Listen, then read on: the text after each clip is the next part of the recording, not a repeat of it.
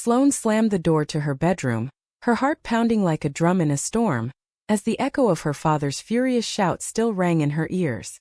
The hidden camera her stepmom had installed, meant to catch petty thefts, had captured everything. Stolen kisses with Emery in the dim light of the garage, whispers of love that were never meant for prying eyes. Now, with the video playing on loop in the living room, Sloane's world crumbled, her secret life as a lesbian teen exposed, forcing her to face the wreckage of betrayal and the impossible choices ahead. File 1. The Shadow of Loss. In the quiet suburbs of Seattle, where rain often blurred the lines between days, Sloane Harper had learned to navigate life like a ghost in her own home. Her mother had died 3 years ago in a car accident, leaving a void that no amount of therapy could fill. Dad, Thomas, a stern engineer who buried his grief in work, remarried quickly to Linda, a polished real estate agent with a smile that never reached her eyes. Sloane, at 17, felt like an intruder in the new family dynamic, her bedroom a sanctuary where she could escape the forced dinners and awkward small talk. But Emery changed everything. They met at the local art club after school, where Sloane had signed up to distract herself from the emptiness. Emery Quinn, 18, with her effortless charisma and sketches that captured the soul of whatever she drew Sloane in like a moth to flame. Their first conversation was about colors, how blue could mean both calm and sorrow, and Sloane felt seen for the first time since her mom's passing. I can't let this slip away, Sloane thought, her mind racing with the thrill of connection. But what if Dad finds out? He's already so fragile. The tension built slowly, like a storm gathering on the horizon. Linda's suspicion started with small things. Sloane coming home late, her phone buzzing at odd hours. "You're hiding something," Linda accused one evening over dinner, her fork poised like a weapon. Thomas waved it off, but Sloane's stomach twisted. She knew Linda was the type to snoop, always organizing drawers that weren't hers. Emery warned her. "Be careful, Sloane. People like us. We have to hide in plain sight." But the pull was too strong. In the garage one rainy afternoon, away from eyes, their lips met for the first time. It was soft, tentative, but it ignited something fierce in Sloane. "This is real," she told herself, but the guilt gnawed at her. Mom would have understood, but Dad? He's from a different world. As weeks turned to months, the secrecy weighed heavier. Sloane's grades slipped. She snapped at teachers, her mind elsewhere. At home, arguments erupted over nothing. Curfews, chores, masking the deeper rift. Linda installed the camera in the living room, claiming it was for security after a neighborhood break-in. Sloane didn't suspect the one in the garage, hidden behind boxes. Why would she? It was her safe space. But one night, after Emery snuck over, their whispered confessions of love, "I can't imagine life without you," were recorded in grainy detail. The discovery hit like a freight train. Thomas called Sloane downstairs, his face ashen. Linda stood triumphant, the laptop open. "Explain this," he demanded, voice cracking. Sloane froze, her world tilting. Betrayal burned in her chest, not just from Linda, but from the universe that had taken her mom, and now this. How could love feel so wrong? She wondered, tears stinging. The confrontation escalated. Thomas's conservative upbringing clashed with his love for his daughter. "This isn't you," he pleaded. "It's a phase." Sloane's retort was sharp. "It's who I am, Dad. And you've never bothered to know." Linda interjected. "Think of the family image. What will people say?" That night, alone in her room, Sloane paced, her thoughts a whirlwind. Emery texted, "We can run away." But Sloane knew better. Running meant abandoning her dad, the only link to her mom. The pressure mounted. School whispers started, friends distanced themselves. Society's gaze felt like a spotlight, judging her every move. Was loving Emery worth this pain? The question haunted her, as the first cracks in her resolve appeared. The days following the revelation blurred into a haze of accusations and silences. Thomas avoided Sloane's eyes at breakfast, his coffee mug a shield. Linda, emboldened, lectured about proper behavior, her words laced with thinly veiled disgust. "Your mother would be ashamed," she said once, and Sloane's fist clenched under the table. How dare she invoke Mom? Sloane seethed inwardly. Mom was kind, open-hearted. She would have hugged me, not judged. Emery became Sloane's lifeline, their meetings clandestine now, in parks or coffee shops far from home. We don't have to hide forever, Emery whispered during one stolen moment, her hand squeezing Sloane's. But doubt crept in.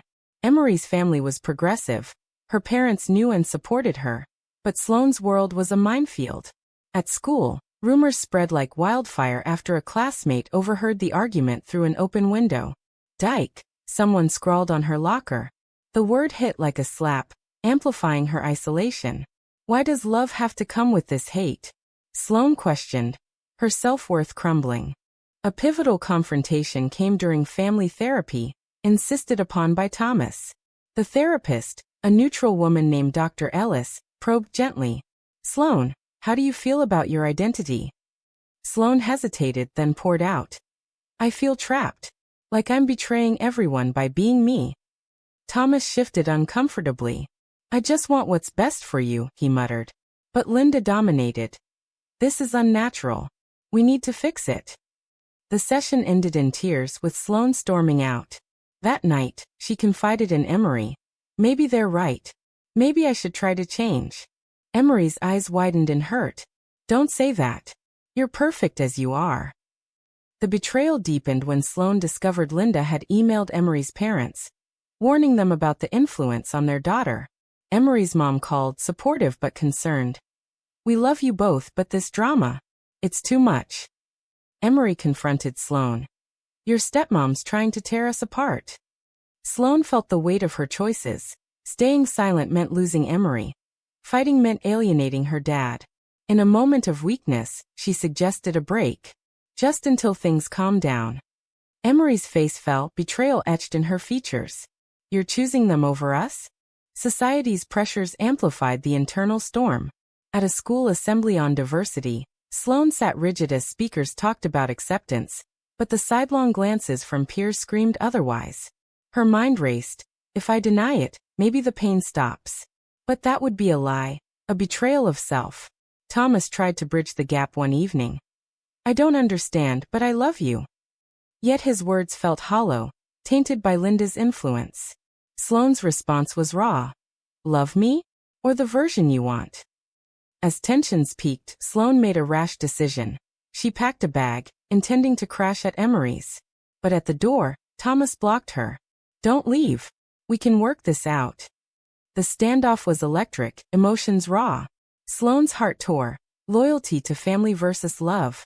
She stayed, but the seed of resentment grew. Months dragged on, each day a battleground. Sloane's relationship with Emery strained under the secrecy. Their once vibrant connection fraying. "I miss you," Emery texted, but meetings were rare, shadowed by fear. Sloane's inner turmoil intensified. "Am I strong enough for this?" The mirror reflected a girl she barely recognized, bags under eyes, forced smiles. Linda's manipulations escalated. She accidentally outed Sloane to extended family claiming concern. Aunt Clara called, voice dripping sympathy. "Pray for guidance, dear." The judgment stung, reinforcing societal norms Sloane fought against. At church, Thomas insisted on attending. Sermons on traditional values felt pointed. Sloane sat there, fists balled, thinking, why does my love threaten their world?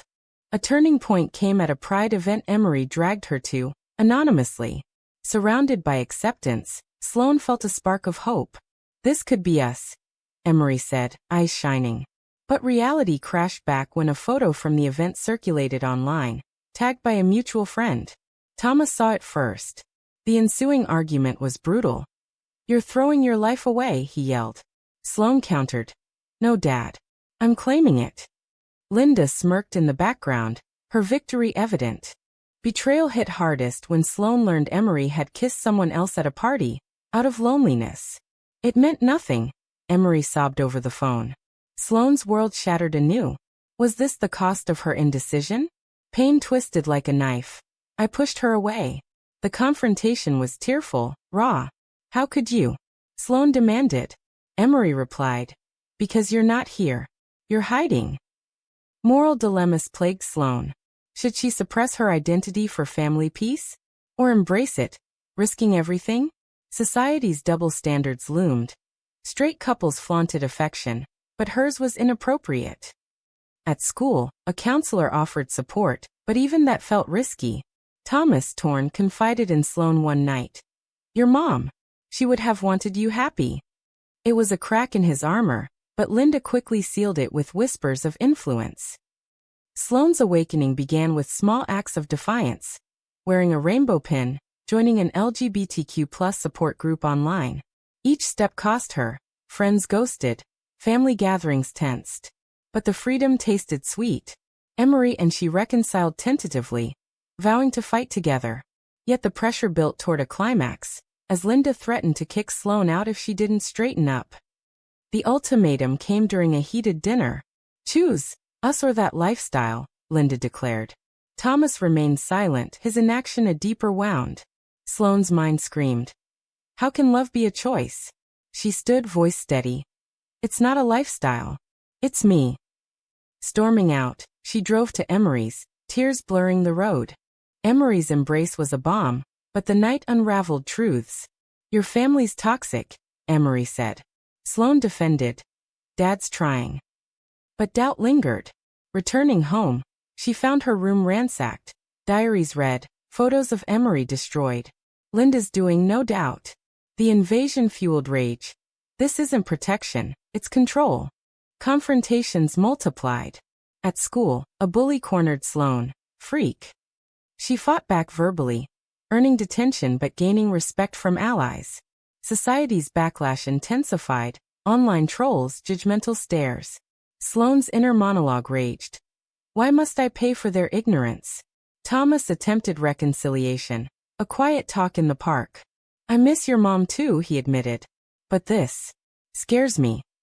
Sloane opened up. "It scares me more to lose myself." Betrayal struck again when Linda forged a letter to Emery, pretending to be Sloane ending things. Emery believed it briefly, leading to a painful fallout. "How could you?" Emery accused. Sloane uncovered the deceit, confronting Linda. "You're destroying us." Linda's response was cold. "For your own good." The moral quandary deepened. Sloane considered therapy for the family, but Linda refused. Instead, she pushed conversion counseling. Thomas wavered. "Maybe it helps." Sloane's refusal was firm. "It's abuse." The standoff led to her temporary move to a friend's, freedom at the cost of family ties. Emery and Sloane's bond tested limits. A secret weekend away brought clarity. "We deserve happiness," Sloane realized. But returning, the consequences loomed. Thomas called, voice broken. "Come home." The pull of blood versus chosen love tore at her. Reconciliation attempts faltered. Sloane returned, but boundaries were set. No more cameras, no interference. Linda resisted, leading to marital strain. Thomas, awakening slowly, defended Sloane in arguments. "She's my daughter." It was progress, but scars remained. Society's role amplified the drama. A local news story on LGBTQ+ youth suicides hit home, making Sloane advocate at school. Her speech, "Love isn't a debate." Applause mixed with boos, mirroring her life. Emery stood by, their relationship strengthening amid chaos. The final betrayal came from within. Sloane doubted her resolve during a low moment, briefly attending a support group pushed by Linda. The experience horrified her. Stories of suppression, broken spirits. She left, vowing never to compromise. "I'm done hiding," she told Emery. Climax built as Thomas filed for divorce, citing Linda's toxicity. "I choose you, Sloane," he said, tears flowing. The relief was bittersweet. Family shattered, but truth prevailed. Sloane and Emery navigated forward, aware of ongoing battles, job discriminations, societal stares. In the end, Sloane reflected on the costs. Lost innocence, fractured bonds, but gained authenticity. As she held Emery's hand publicly for the first time, peace settled. Yet questions lingered.